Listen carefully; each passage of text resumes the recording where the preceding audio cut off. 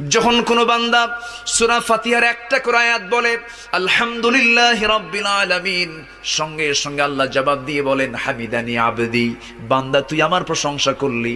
আর রহমানির রহিম যখন বলে আল্লাহ বলেন আসনা আলাইয়া আবদি। মালিক ইয়াউমিদ্দিন যখন বলে আল্লাহ বলেন মাজ্জাদানি আবদি।